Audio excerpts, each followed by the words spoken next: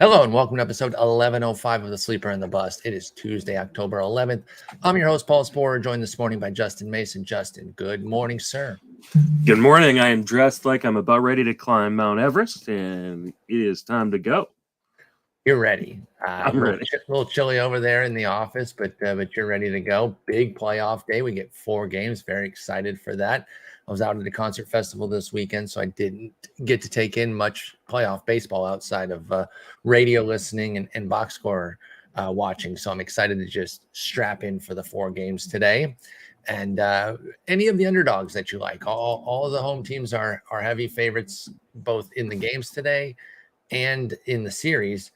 Do you like any of the underdogs? Phillies, Mariners, Guardians, Padres? Not talking so much from a betting standpoint, just your general take on them winning.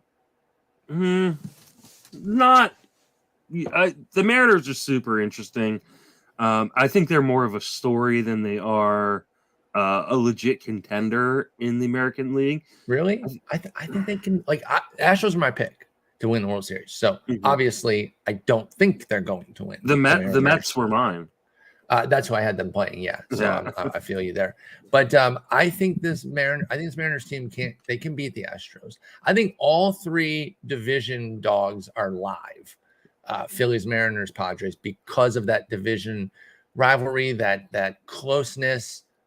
If they're not consumed by being massive underdogs, I think any of those 3 could rise up. Meanwhile, the Guardians, I straight up picked.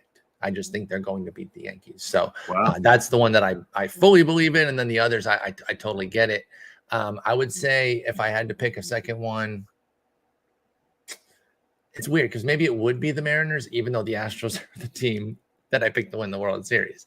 I think maybe the next best dog is that Mariners team. I think it's the Padres. I mean, I think the hard part is they face such little brother syndrome, though. I think. I agree. Did they break it here? No, I don't think they do. I think the Dodgers roll them. I think it's a Dodgers, Braves, Yankees, Astros. I think it goes pretty chalk. It very well may. That would not surprise me. That would not surprise Vegas. Like I said, big underdogs. But I just hope we get good series because I really do believe all these teams are alive. And if we get a bunch of sweeps, that also won't surprise me because I've been watching baseball long enough to not be too surprised. But I do expect good series, and I do expect at least one upset.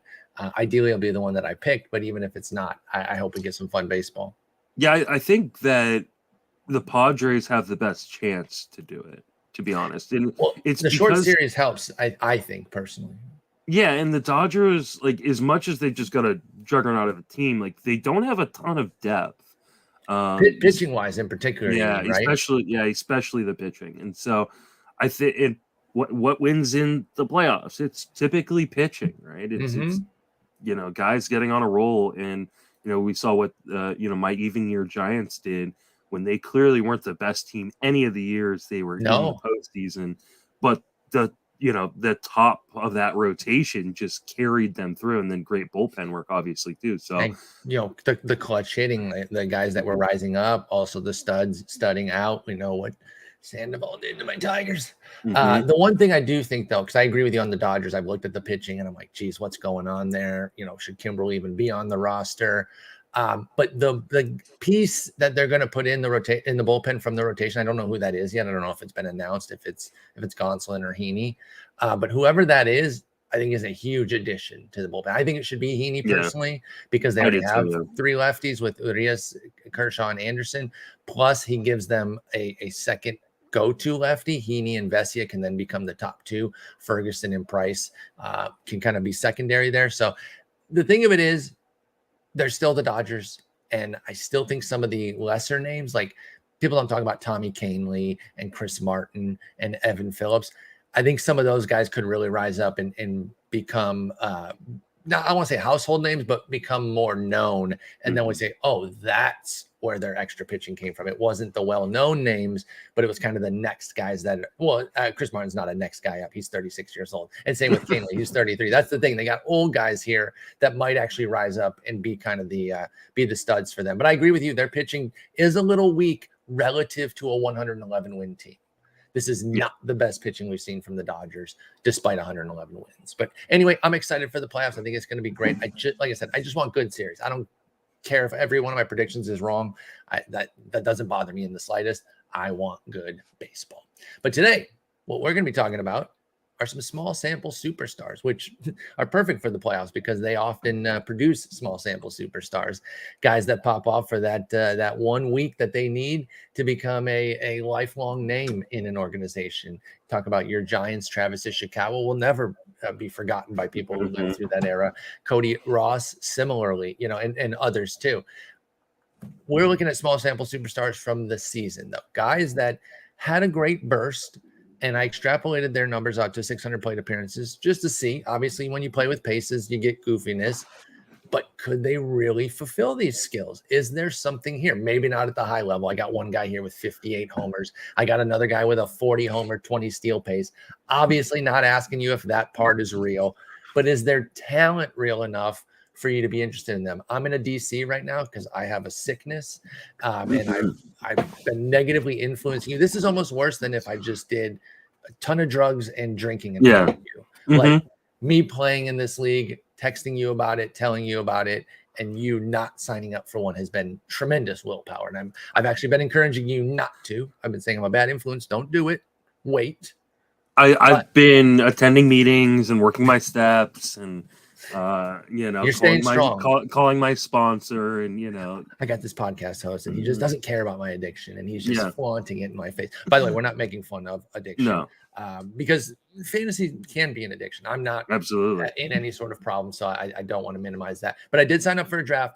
I've been having a great time with it because it's wide open. The draft room is not updated yet. So you can't just go off that. You should never, but sometimes we all lean on that, right? I don't care how much of a quote unquote industry expert you are, whatever the heck. I think anybody's lying if they say they never have had look at the top, 25 that are listed there based on ADP rank and said, oh, I can pick somebody from here. You can't rely on that because Derek Bouchard over there at NFPC even told people when they sign in the draft, he gives a little intro. He says, hey, this is not updated. If you're going to rely on this, you're going to be out in the cold. And that's made it fun. And guys like these guys that we're going to talk about are going to be way down the list. And I'm wondering if you think I should start drafting some of these guys. Let's start with somebody who has a 58 homer pace over 600 plate appearances. Some people probably already can guess who it is. It's a crafty veteran who was having quite a summer until injury struck and ended Matt Carpenter's amazing reascent back into the fantasy consciousness. My man went unconscious for 47 games with 15 homers, 37 ribbies, and a blistering 305, 412, 727 line for his triple slash. That's 58 homer pace, 144 ribbies, and 109 runs. Again, nobody thinks Matt Carpenter is going to do that. But did he find something here in these 47 games, getting his swing back? There was a lot of talk about how he was working with anyone he could, getting any tips that he could, trying everything to get back. He got back, injury undercut him. He says he's not retiring. He plans to continue to bounce back again. What do you think of Matt Carpenter? And did he do enough to get you back on board for something like a draft champions where you could probably get him in? I don't think he'll go before the 25th round at the earliest. Yeah, I mean, I think the 25th round after that, like you're fine making that kind of play. You're talking about you're taking gambles. Yeah, you're pretty much getting close to like outside top 400 picks. Like I'm fine with that. I mean, a lot of it's going to depend on not just like where he ends up, but like what the playing time situation looks like. Is he going to get a full-time role somewhere? I would assume he will after what he did, especially because he's going to return for the playoffs. He's on the roster, by the way. I was going to mention that for the Yanks. Carpenter made it, and so he could put up more magic in the playoffs and then bring himself back into the consciousness of like, oh yeah, remember when he killed it during the year? So that being said, like none of this is like anything he's going to be able to maintain over the course of a full season.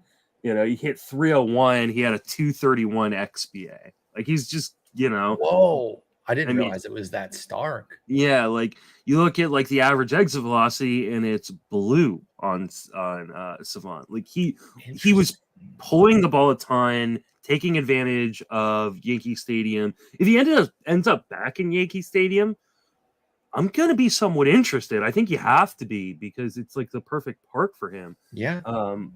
But we're talking about a guy who like all he did was try to pull the ball. Like, he pulled the ball 60% of the time, put the ball in the air 53% of the time. Yes. He was just like pulling it, throwing it in the air, and hoping it got over the fence. And it worked. 14% barrel and a 30% homer to fly ball. But of course, that's for the amazing small sample. What would you give Carpenter if he goes back to the Yankees and gets 400 plate appearances? He had 154 this year, by the way. 400 plate appearances, I'd say 20 home runs and like a 240 batting average. Okay. I mean, which is fine. That would be fine. Yeah. I mean, I'm not going to be like, when you're talking about a guy potentially going outside the top 400 picks, like that's totally fine. I think he could be more valuable. Well, honestly, not. I was going to say more valuable in Yahoo, where he would have multi-position eligibility, but he's not going to have multi-position eligibility, though. Where does Carpenter qualify, by the way? I believe he's just going to qualify in the outfield. Oh, okay. At least it's not util only. Yeah. So, well, yeah. So it probably will be at NFBC. That was his most played. No, he should have. Oh, no. Yeah, you're right. You're right. 15 games in the outfield. So, I mean, that kind of hurts, but hurts a lot. There's also not like a ton of really good UT only guys other than Ohtani. So like it's okay to draft one of those guys, especially late. And I think Carpenter will have regular playing time. It's not going to be obviously every day at his age. And probably sit against a bunch of lefties. Mm-hmm. You know, he's 37. As he comes back to earth, you're right. Yeah. You know, they'll be like, okay, you know, we're not going to play, because he did well against lefties this year. But I think as he comes back to earth, he would be sad against lefties more often. And we'd have to kind of see what's up. Obviously, if he goes to the Yankees, there's a lot of intrigue. If not, I think we kind of reassess from that point with Carpenter. But he's such a cheap pick that if you are in a DC right now and you take him, like I said, 25th round or later, he can even go in the 30s.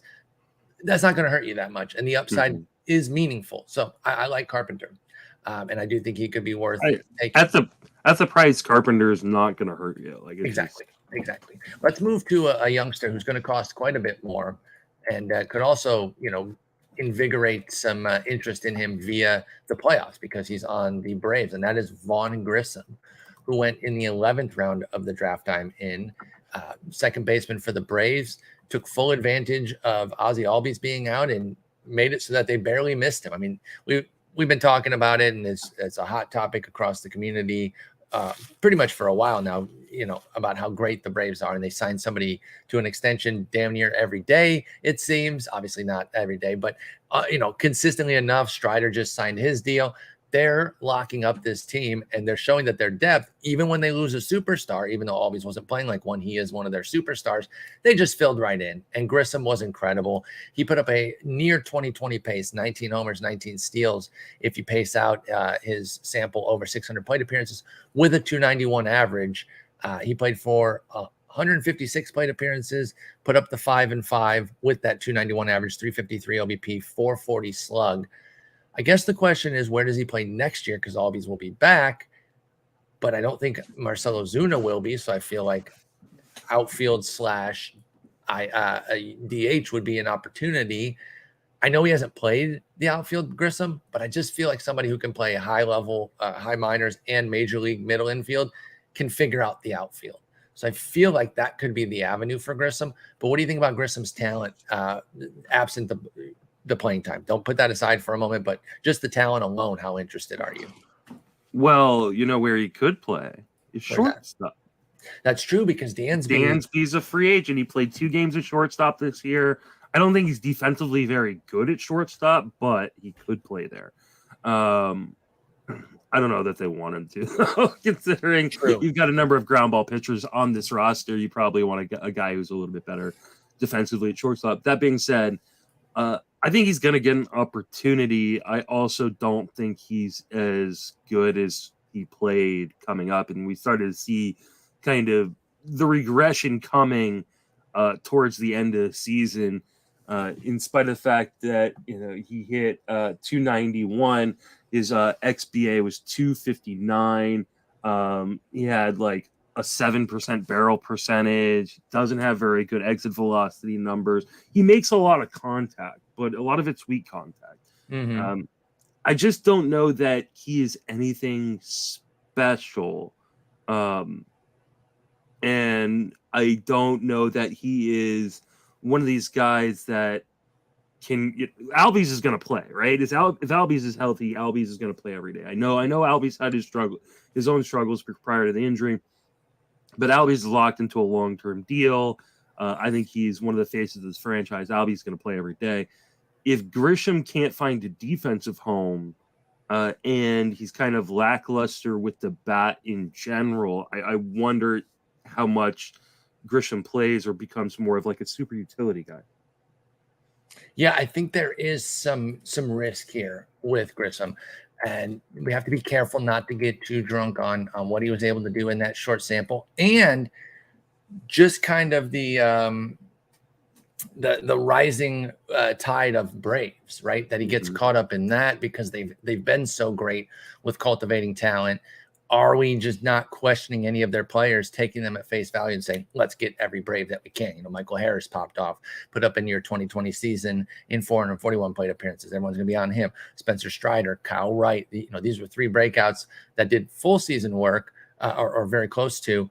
Grissom was more of a small sample standout. I do think that he's going to get some of that love. There are things to like, but I think the price is what I'm a little bit nervous about. Heaven forbid he puts up a big playoff, because then I think it's game over. He's going to be going in like a single digit round perhaps. And I think that's where things could get a little bit sticky with Grissom. If he had brought, you mentioned that he puts the ball in play a lot. He did still have a 22% K rate though, which was up from the 14% he put up in AA. Now don't forget, he skipped AAA, Vaughn Grissom did. So that's something to note, that he was kind of learning on the fly and handling himself quite well. But I am a little bit nervous about the 22-year-old. And I partly want to check myself to not get too drunk on what Grissom was able to do in that short sample. You know, I got some flashes of like a Brett Laurie from way back when. Remember when he had a nice little sample to end the year and he was going super high. Now, we haven't seen Grissom go quite that high yet. But has he gone in your draft? Yeah, he went in the 11th. Ooh, yeah, that's too high for me, I think. Because we were just talking, and you said Thairo Estrada just went. Like, I would much rather have Thairo Estrada. No, Estrada already went, but he went in the 16th. So Estrada in the 16th or Grissom in the 11th. I'll take Estrada in the 16th. I mean, I think I would put Estrada above Grissom, to be honest. I think so too. I mean, he did it for a full season. He's more, he being Thairo Estrada, more established. I think as a player, you know, he's going to be 27 next year, has 800 major league plate appearances. Last year was his first like burst of awesomeness, especially with the steals. But yeah, I think I would too. I think I would, but I don't think that's ever really going to happen. I think the only thing that would hurt Thairo Estrada's potential playing time is if the report that came out yesterday that the Giants want one of the big free agent shortstops. Yeah, is actually true. I just don't buy it. Like they've got Crawford for another year. Are they really gonna like part Trey Turner at second base for a year? Yes. I mean, I'd love it. I just don't believe that's not what the Giants have done. I think the Giants are gonna end up like. Couldn't you put B. Craw at third for a year? I mean, you could, but I mean, why would you? Like Crawford's so that you can get Trey Turner. Trey Turner's already played second. Like well, I mean, that's fine too. Well, whatever it takes. Put Estrada at third for the year. Like sure, So I don't know that should hurt because Estrada can bounce around. I don't know that should hurt his playing time because he could just go straight up to the outfield too. That's true. Yeah. As long as I'm taking this is a club option, by the way. Longoria, by the way, as far as third base. They're not exercising that club option. I was wondering about him. Yeah, no, Estrada should be going ahead of Vaughn Grissom. I don't think that honestly is that close to me. Maybe it should be closer than I think it is, and I haven't done my ranks yet, and so we'll see where he actually comes out on that. But I think Grissom is the fraud out of that pairing. I think that's fair. I'm more concerned about him. I really do like Grissom, but I just think the price you're paying pretty much full freight off rip, and I'm not quite ready to do that with Vaughn Grissom.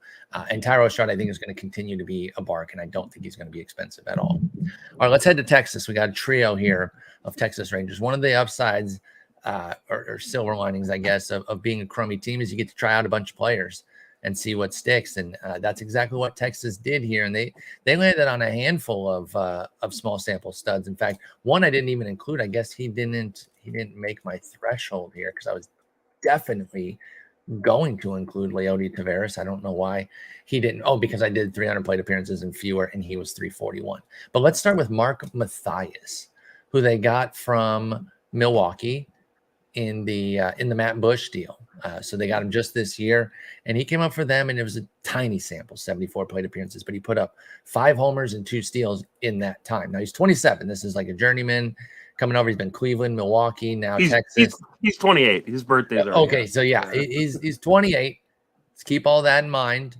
He's put up some doubles in the minors. He was 9 homers, 13 steals in 237 AAA minor league plate appearances this year. Not a stud or anything in the making, but is there a world where he finds playing time with this Rangers club where Mark Mathias could become something, or was he just hot for a nice little run there and gave people 5 homers and 2 steals down the stretch? No. No. There's nothing here with Mark Mathias. There's nothing here. You don't like a 35% K rate? No, and a below 80% zone contact rate. Yeah, bad defensively. There's nothing here that goes.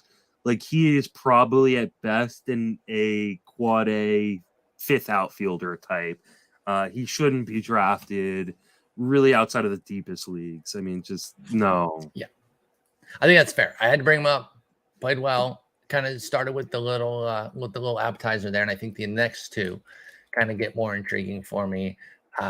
Eli White is next on Texas. I still have problems with his contact or severe inability to make it. He's been gone for a while, so he kind of fell out of the consciousness because he had wrist surgery that took him out, I believe, in June. So he did his early sampling, small sampling early in the season, and he had a wrist surgery, that took him out. He was on rehab in September, got hurt again, and that's why he didn't return. But in the time that he was up, and what Eli White was able to do, his 600 plate appearance pace was 15 homers and 62 steals, which is quite a few there. He's got the speed. He's a blazer. I remember actually reading about Eli White at The Athletic coming into the season, where the coaches were super impressed by him, wondering what's up with this guy? And one of the coaches didn't even recognize him. They said, "That's Eli, dude," because he had a new beard, new swing, who dis? It didn't quite translate, though. He hit 200 on the season, struck out too much, but he did connect for a little bit of power, and he had a ton of speed. Is the speed intriguing enough for Eli White? He also has a 35% K rate, by the way. But is the speed intriguing enough for a 28-year-old Eli White? He'll be 29 next year. No. All right. Well, I honestly, I'm not even going to make you expound because it really is. I'm going to expound just a little bit. Okay, because the contact issues are terrifying. Yeah. So if you go to our handy dandy sortable leaderboards over on Fangraphs, because I'm a company man, you can sort by 100 plate appearances, right? 100 plate appearance minimum.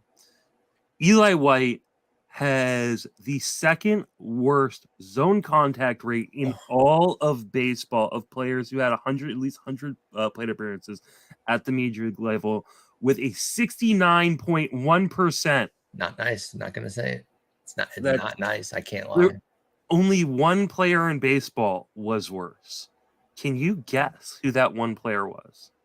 It's not a big name, but it's someone who people were picking up off the waiver wire off and on throughout the season. Brandon Marsh? No. Jared Kelenic? No. I'll give you the division, the NL Central. The NL Central. Patrick Wisdom? No. Right team, though. Christopher Morel? Correct. Oh, wow. See, I like him, but he's another guy kind of in this group then, and he didn't make the cut. I think he had more than 300 plate appearances, but he's worth bringing up because he was 16-10 in his sample.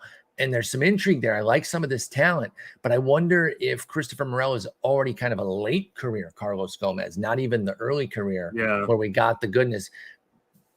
That's interesting. That scares me with him, even though he's only 24 and there's upside there with Morel. He's got to figure that out if he can be trusted. So not somebody we put on this list, but that's interesting. Eli White was the only one worse than Christopher Morel at zone contact, minimum 100 plate appearances. That's terrifying. So I like Eli White as like an idea, but until he finds any amount of contact, I can't get, like, the speed's great, right? That's a standout tool. If you looked at him like a video game card, his speed would be off the charts. His power wouldn't be off the charts, but there would be like a little bit of pop, but everything else would be like red. You ready for the comp? Yeah. Adam Engel. Yeah. That's who he is. Yeah, like, he plays good center field too. And when has Adam Engel ever been fantasy viable? As much as we tried to make him a thing. Yeah. Yep. No, I've been on the trying to make Adam Engel a thing. So that's a great comp. And we'll move on to the last Texas guy. Now, this one, I guarantee you have intrigue in, because you liked him coming into the year before he got hurt, as did I. Big Josh Jung fan. Super bummed that he got hurt this year. I think I incorrectly tabbed it as the foot. It was the shoulder this year that caused the problems, that basically limited him to very few games. He played 23 at AAA and then 26 in the majors. But in those 26 at the majors, 5 homers, 2 steals. Problem is, he also struck out a ton. Now, the reason that it's different than Eli White and who was the first guy, Mark Mathias, is because while he did have a 38% K rate, Josh Jung did, that's horrendous. We didn't see that in the minors at all. This is uncharacteristic of him. I wonder if he was just kind of swinging for the downs, trying to make his whatever impact he could in his 102 plate appearances. The pace is 29 homers, 12 steals. I firmly believe he's better than a 204 average and a 38% K rate. So I am interested in him. What about you, though? Do you think Josh Jung can be something better than what we saw in his small sample? Absolutely. Because aside from the fact that, like you mentioned, like a huge strikeout rate, like he actually had a league average zone contact rate. So he was making, good amount of contact within the zone, especially for a power hitter. We know his power. He even showed off some stolen base attempts in the majors this year, which was a little surprising. I think that Jung is one of those guys that is the definition of a post-type sleeper. I think he's got legit 60-degree power. I think he's going to have the opportunity to play every day in Texas. I almost wonder if they told him, hey, don't worry about going up there and looking at pitches. Be aggressive. We want to give you some opportunities to take some hacks. It was a lost season for Texas. He was coming up really, really late because he's shown the ability to walk at a double-digit rate in the minor leagues too. And so for him to walk at an under 4% rate in AAA and in the majors this year is a little weird, especially considering I think he's got a pretty good understanding of the strike zone.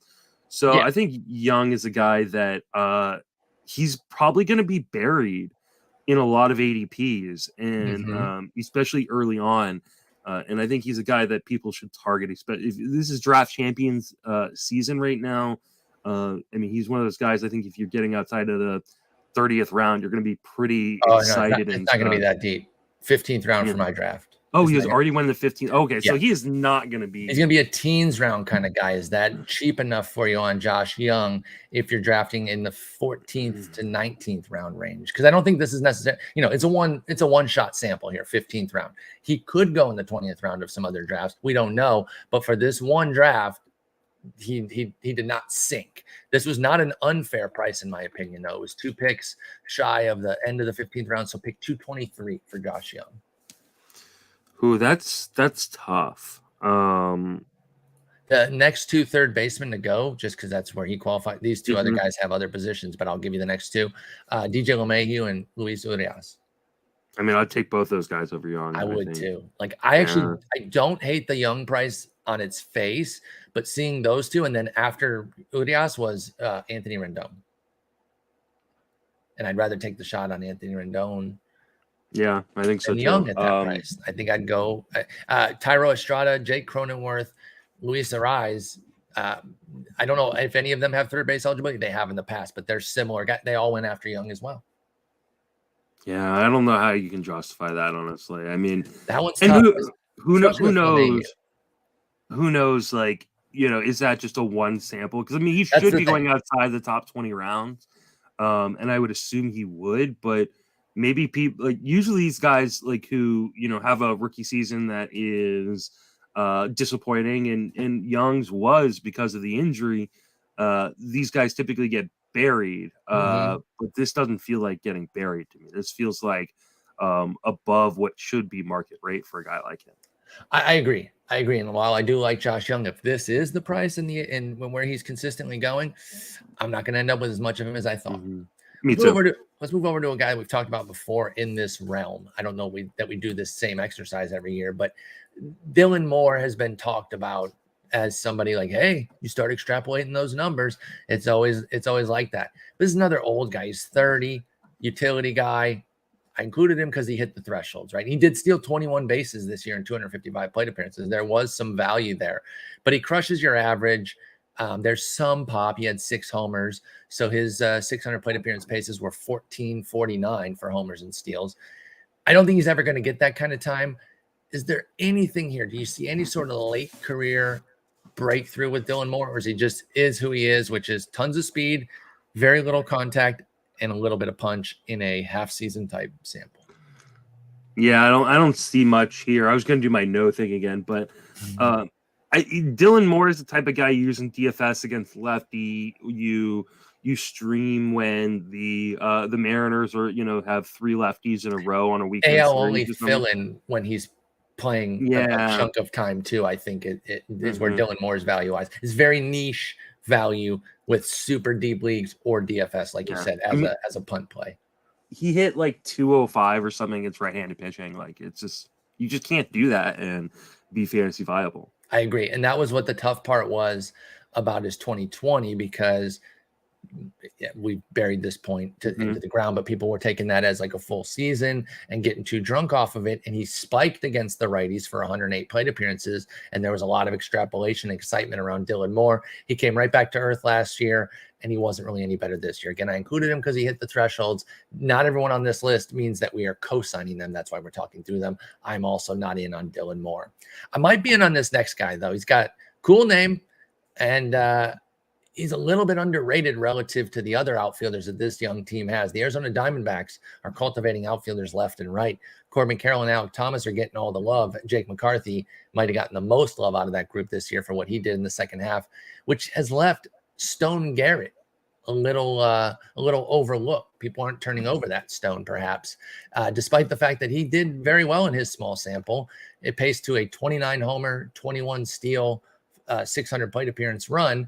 Obviously, it was a very, very small sample. We need to be clear on that. It was 84 plate appearances, but he put up 4 homers and 3 steals. He is a prospect of note.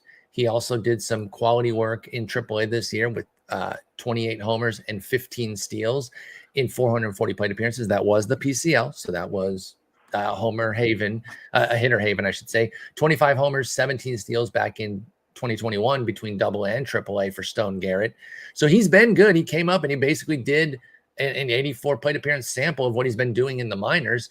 Do you see something here with Stone Garrett? The one issue with him that I've kind of noticed is that he's a righty who might be a lefty killer and find himself on the short side of platoons. Is that a worry, or is Stone Garrett a bargain here amongst these Arizona outfielders? It's always good to see early career to Aristides Aquino make a comeback. Little power, little speed, and no ability to make contact whatsoever. Like it's always tough. Like a sub 80% zone contact rate, an 18% swinging strike rate. And the strikeout issues go all the way back to the minors as well. Yes. Like this is not like this is like the definition of a bench hitter kind of guy. Like, no, do I think he's going to, especially with the Diamondbacks having these young outfielders coming up? I didn't even mention Varsho, by the way, because the other 3 were guys who came up this year. Varsho's already there. So that's already 4 without Garrett. So that's why I brought the short side platoon thing up, because I really do think he is going to be a short side platoon guy right now. He's not very good defensively either, so he doesn't even have that to to gain him some playing time. So no, I don't think Stone Garrett is anything. He's Adolis Garcia without the defense. Without the defense, which is a key component of Adolis Garcia. And the luck. Yeah. So. Adolis Garcia went 3rd round in the draft that I'm doing, by the way. Whew. 3rd round. No, thank you. I can't do it. I'm sorry. I might be wrong on him again. I'm willing. I am completely willing to flat out miss on him again. Cedric Mullins went after him. Rosarena went after him like that. Rosarena went 4 picks before. Oh, okay. Him. But still, it was Garcia, and then Mullins went after him. Starling Marte, Teoscar, Buxton.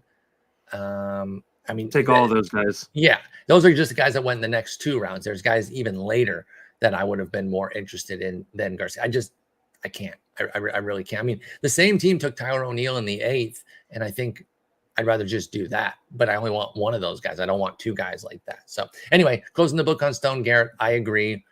I was hoping to find some hype, but I couldn't. I really couldn't.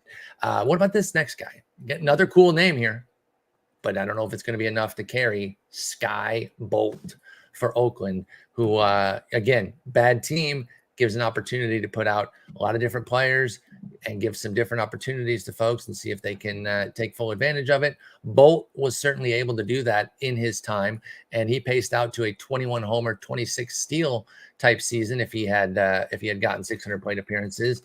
Is Skye Bolt somebody that the A's can put in their future as somebody who could go off? I mean, I don't know. I didn't plan this. All these guys have major strikeout issues, it seems, because he's another guy, 26% K rate, 198 average. But the power and speed in his 116 plate appearances was enough to make this list. Skye Bolt, anybody that doing anything for you, I should say? I mean, not really because of the strikeout issues, but at least he can field a bit, so he's better than Stone Garrett, I think. And he's going to play every day, I think, or pretty close. Like, he's going to get an opportunity. I don't know if he'll play every day, but he'll get an opportunity to play pretty regularly in Oakland because they have nothing. The problem with a guy like Stone Garrett is Arizona has this really amazing farm system that's now coming up to the majors. Oakland does not have a really amazing farm system, and none of it's coming up to the majors as of yet. So I think Skye Bolt could get an opportunity, which makes him interesting in the same way that teammate Seth Brown was interesting, right? Coming into the year, which he panned out though. And that's exactly what I mean. Like, he panned out exactly like best case scenario of what you were looking for from a guy like Seth Brown. So like, I think in a deep DC, I think Skye Bolt makes a lot of sense. Do I think he's going to like turn into like a 10 or 12 team viable guy? I don't. I think he's still like a 15 team deep league, guy who's going to get a lot of plate appearances. So he's the perfect for your bench in a draft champions or draft and old type league. But if you play in 10s and 12s, just ignore Skye Bolt. You don't need to know that name. And honestly, in 10s, like, Brown is a little bit fringe. Yeah, as much as I love him because of the batting average piece. So Bolt is super French, and Bolt is another guy. Like, we've kind of run the gamut here with oldies and youngsters. He's another guy on that older end. He's gonna be 29 next year too. So that makes it tough with him. All right, another one from a crap team. They found some playing time for this guy. Who's another guy who's a bit old. This fits the whole mold of what we're doing here, except he didn't strike out 80 gajillion times. This guy is Alex Call for Washington. He's also 28. This was his age 27 season, so next year will be his age 28 season. But in a small sample with the Nats, he came over from Cleveland in a 115 plate appearance sample. He put up 5 homers and 3 steals, although he was 3 for 6. So I want to be careful on giving too much love to those stolen bases. But it is a 23-14 full season pace for Alex Call. And unlike some of these other guys, he put up a line that doesn't make you want to vomit.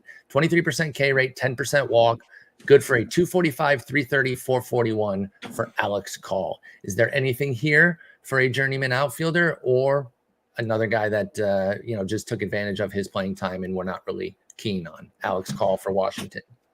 So unlike the other guys, like you mentioned, like, he's not striking out a ton. He actually makes right around league average zone contact. Okay. He also has a pretty decent launch angle. So like, what's the next thing you go and look at? Well, he's got a decent launch angle. He's making a lot of contact. What's his barrel percentage? 1.2%. That's so unfair. That's tough. Is that his doing or is that bad luck in your Yeah, estimation. no, that's his doing. He's got like a 200 XBA. Like it's No juice on the hits. You're saying there's no power in the bat. Like okay. he's the kind of guy that I think pitchers are just going to attack because they're not afraid that he's gonna do any damage with it. I think he was a fun story. I think he was fun to get a couple weeks of really good production. Yeah, well, September pickup that got some juice. But I don't think there's anything here that makes sense in terms of fantasy viability. I think that's totally fair with Alex Call. The one thing that would change it is if he was like an announced starter at some point during draft season, we're like, hey, we're going with him in the outfield. But even a team like this that is, rebuilding and has open spots, I don't think he did anything to really earn himself that spot at age 28. They got Lane Thomas, who, I liked for a breakout. He did not come to fruition, but he actually rallied toward the finish line, ended up just below league average. I think he's going to get a spot. Victor Robles is still going to get a spot unless they move him. And then left field is a bit open. Yadiel Hernandez is 35, so maybe Alex Call sees playing time there, but it might be short side platoon again, Stone Garrett style, with Yadiel Hernandez being the lefty, Alex Call being the righty. You're talking 30s, 40s type round for draft champions. If you want to take a shot with him, that's the best I could do for Alex Call. Agreed. All right, this next one, taking this guy in the 5th round. I love this guy. No, I do love Zach McKinstry, but I'm not going to take him in the 5th round. He did have a good homer stolen base pace, but everything else I'm going to tell you about was not great. He goes over to the Cubs, which I liked because I'm like, hey, get out of the Dodgers, get an opportunity to actually play. And I don't know what happened, man. He fell apart a bit at the dish. I didn't love what he was doing with his hitting. But Zach McKinstry put up a 16 homer, 23 steal, 600 plate appearance pace. He was able to put, that was 4 homers, 7 steals in 171 plate appearances, 28% K though, 8% a walk. He was usually better than that as a plate control guy in the minors. Not a huge walk guy, but he could get double digits here and there. I didn't think he'd strike out like that. And the thing that I'm still encouraged by is it was only a 9% swinging strike rate, Justin. So I wonder if McKinstry had a little bit of bad luck with those strikeouts. Like, was he getting in deep counts and then just striking out and not walking? I don't know. That swing strike rate does not match the K rate. Was he just being passive and getting himself buried in these counts? I don't know. 272 BABIP didn't help things. So he had 206, 272, 361 slash line. Going to be age 28. Ended up leading off by the end of the season because they couldn't really find anything from a leadoff standpoint in Chicago. Does Zach McKinstry interest you if he has a full-time role with the Cubs? He does. I mean, we're talking about a guy with like a 90% zone contact rate. He was leading off, got power, he's got speed. He's going to go super cheap. What does that sound like? That sounds next like year, Cedric Mullins. But a guy I just mentioned that I love, Lane Thomas. He could also be this year's Lane Thomas, right? So that's the range. Yeah, absolutely. Because I was calling Lane Thomas next year's, this year's said. So there is a downside there, but I'm going to be back in on McKinstry, and he's also not going to be expensive in the slightest. Yeah, and I mean, I definitely think he got a little bit unlucky on balls in play. I also think you're right about the passivity at the plate. I think he was a little bit too passive. You'd like to see him to get a little bit more aggressive, especially because he's got such good contact skills and he's not like a zero in terms of power at the bat. So I think McKinstry, what's his eligibility? So he's going to be eligible at second, third, and shortstop in Yahoo. So second, third, and all league short in Yahoo. Like I'll take that gamble. Like I don't think he's going to be expensive at all. Probably outside the top 25 rounds. So I think McKinstry is a guy that I don't think there's any harm, right? I think there is that weird possibility that he does like have a Cedric Mullins type season. Like I don't think he's ever going to hit 30 home runs. Not 30, but like I think it could be teens on both of them, of his homers and his steals. Yeah, I'm sure he could be like a 12-20 guy type thing. So that'd be nice. That'd be really nice. And I do think the batting. I mean, he definitely got unlucky in balls in play. The XBA was like 220, which is 20 points higher than where he finished anyways. And so, I think maybe good BABIP luck. He could be like a 240, 250 hitter with double-digit home runs and 20 stolen bases. So I'll take that gamble late. Yeah, I absolutely will take that gamble on Zach McKinstry. He's definitely somebody I liked when he was with the Dodgers, knowing that playing time was going to be his hurdle. He goes to the Cubs. That playing time, not as big of a question. And I think he did enough to earn some more PT next year. So I'll be intrigued by him. And I don't see a huge price tag coming in the draft champions, which is where he's going to be most viable. And then as we get into the spring, if he does have a guaranteed spot and they are talking about leading off, then I do think you start to see him as somebody who could be drafted in 15s and maybe even 12s as a reserve, depending on the league depth. That's Zach McKinstry. All right, a couple more guys here. Let's go with a catcher for the Marlins. Nick Fortes put up some really interesting numbers in his small sample. Now, he could never really wrestle that job away from Jacob Stallings, even when Stallings was struggling, because Stallings is so good behind the dish. That's just going to guarantee him a certain amount of playing time, and he's not going anywhere unless they trade him. Stallings is still under control. But Nick Fortes, as a backup catcher, did put up some decent work, so much so that he was finding some opportunities at DH. He got 11 starts at DH because they liked what his bat was doing. He had 240 plate appearances with 9 homers and 5 steals. That's a 600 plate appearance pace of 23 and 13. Nick Fortes also hit 230, 304, 392. So not a super appealing slash line, but he was able to pack a punch there with the homers and some of the speed. He was 5 for 8 on the bases. I need to mention that when they have a weak success rate. I'm not necessarily seeing the speed. So I want to talk about Nick Fortes more in the power realm, because those 5 steals in 8 attempts, I think that was just some blind luck. He's never really shown a penchant for running, except occasionally in the minors. But what about the power here? Is Nick Fortes maybe onto something as a quality C2 or even a C3? Because you need 3 or 4 catchers in DCs. So since we are in DC season, I think somebody like Nick Fortes is worth bringing up. Do you see any upside here for the 26-year-old backstop?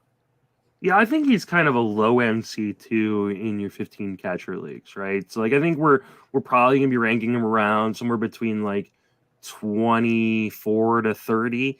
Yeah, that's fair. Here's the thing, like, for him to keep the value, especially in that park that saps power, like, I think he needs to keep those stolen bases. I think you need to get a handful of stolen bases to kind of add to it. That being said, he was unlucky on balls in play. He had like a 252 BABIP. I was going to say, what about a batting average spike to counter the SBs, though? Mm-hmm. If he hits 270, he makes a lot of contact, especially zone contact for a catcher. Like, and so, like, I do think he could be a guy that, you know, in a full season, he's never going to get more than like 400 plate appearances. But you give him like 350 plate appearances, I think he can hit like high teens home runs, steal a couple bags, and actually have like a 260, even maybe a 270 batting average if he got like enough BABIP luck. And so, like, I think that puts him in the conversation for a C2, like a kind of a mid to late C2 in your 15 team leagues, and kind of like but in a 12 team league, he could be a C2. Like, I think he's right there. I think he's probably going to rank around 24 or 25 for me. So I think he definitely is in the conversation for C2s in your 12 teams. I completely agree. He is not this guy that I'm about to come. Mm-hmm. Not at all. But the statistical numbers that you gave is what Adley Rutschman did this year. 13 homers, 4 steals, and 254. It's not even what you said, but think about what we thought of Adley Rutschman. You heard it here, folks, people. Paul Sporer says that Nick Fortes is Adley Rutschman. No. Based on the statistical comps you gave, honestly, a better comp, though, would be Christian Bethancourt, who had 11 homers, 5 steals, 252. Yeah. And you said more homers there, and I agree. So take a couple steals, maybe say it's only 3 steals, but it's 16 homers, and then the 252 or better average. We've seen what this season can be, though, with the good teens level homers, a handful of steals, and a decent average. That is a perfectly strong C2. Nick Fortes could be a really sharp C2. Let's not forget he's a good catcher, which is always important. Like, yes, but Stallings is elite, so it's hard to wrestle from him. But at least they're not bringing in a loser back there, because then he wouldn't get as much. Yeah, they're not bringing in a Jeff Mathis to take Fortes' playing time. Yes, exactly. Because if they were getting no catching from him, that's something that they would do so that they kept the great catching, because their pitching is so strong. So Nick Fortes, keep him on your list, especially in DCs. He's a great C3, but probably going to have some C2 viability as we get deeper into draft season. All right, last one. This guy was traded from Atlanta. They didn't want to sign him. They signed every youngster they got, but they didn't want to sign Drew Waters. Instead, they traded him to Kansas City, where he got some playing time here to end the season. and made a little impact. He ended up hitting 5 homers and 109 plate appearances with a 240, 324, 479 line. Good for a 125 WRC plus.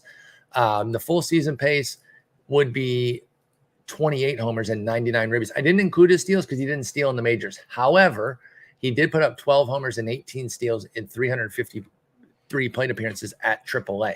So there is a speed component to Waters, even though it didn't get to show in the majors. He is known for being somebody who can run. In fact, that might be his carrying tool when it's all said and done, because he has a 37% K rate, Justin.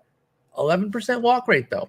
Unlike some of these other guys with these insane K rates, at least Waters backs it up with some walking. What do you think of the 24-year-old Drew Waters? He should have a great opportunity at full playing time next year, unless the Royals are insane. And they have a new regime coming in, with Mike Matheny out. Is Dayton Moore out too? Did they get rid of everybody? I haven't heard Dayton Moore being out. Okay, so just Mike Matheny. So they'll have a new manager.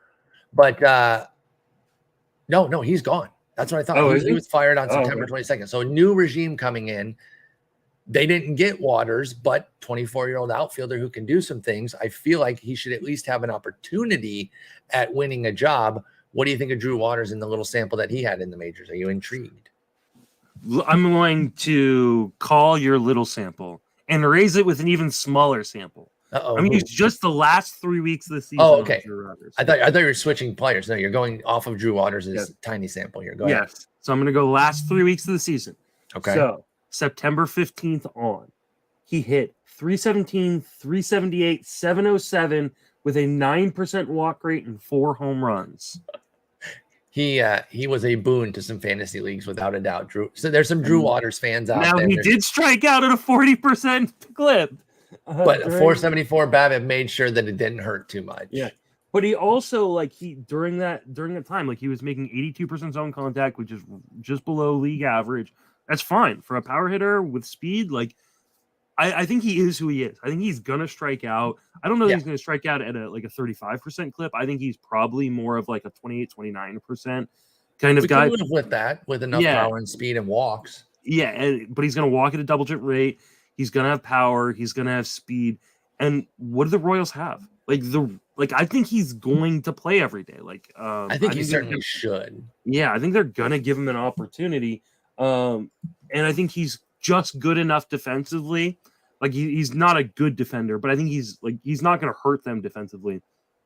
I think he's going to get an opportunity. They've got nothing to lose. He's a former top prospect. Mm-hmm. I've always been a Drew Waters guy. Okay. I drafted him in Draft Champions this last year, which was really nice towards the end of the season when my teams were injured. I was able to, throw him in the lineups. I'm going to continue to draft him. I don't think he's going to be extremely expensive or anything. I think people are probably gonna see the red flags with a strikeout rate and probably go I think I'll go a different direction. And the prospect community soured on Drew Waters as well. They buried the guy. Yeah. They buried him. He was not on top 400 list after being a top 25, top 30 prospect at one point. So I think that Waters is a post-type sleeper that I think people are actually going to sleep on. Okay. I think, his average is going to go where the BABIP will take him because of the strikeouts. But power and speed, it's hard to ignore that combo. I'm a sucker for it. And I think Drew Waters is somebody I'll be taking a look at because I don't think he's going to be expensive at all. Yeah. We are in the 19th round of my draft. He has not gone. I don't think he'll be going for at least another 10 rounds. Yeah, I think anywhere after the top 25 to 30 rounds, I think I'm willing to gamble because, like I said, I think he's gonna play. I think they're gonna give him that. They hate Edward Olivares. I was gonna say, I hope it doesn't come at the expense of Olivares. I was just about to say that, dude. I'll be so mad, but it probably will. Let me throw in one other guy on KC just because he also probably made some fantasy fans. Nate Eaton, stole 11 bases in 122 plate appearances, hit 264. No real power to speak of, just hit the one homer. Any love for Nate Eaton and his speediness? Oh, I mean, a little bit because he does have decent contact skills. The problem is because he has no power to speak of, will pitchers just decide to challenge him and make him hit to get on board? I think he's an interesting late guy.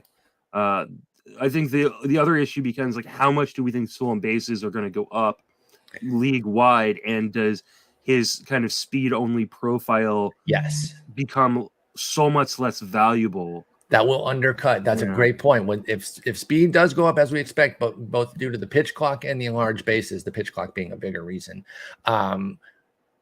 that will hurt these speed only guys. That's all they bring. So I do think that that's the case with Nate Eaton. Again, we are in draft champion season, so somebody like Nate Eaton does have some intrigue based on that. But that's about it right now. I'd have to see something more steady with his playing time to want to take him in a 15 or 12 standard. Yeah.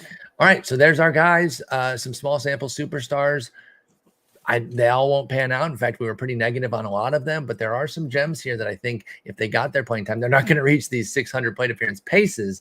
But that was just to show the kind of impact that they had in that short sample and highlight what skills they could have if they get the full playing time. My favorite of this group based on cost is probably going to be Zach McKinstry.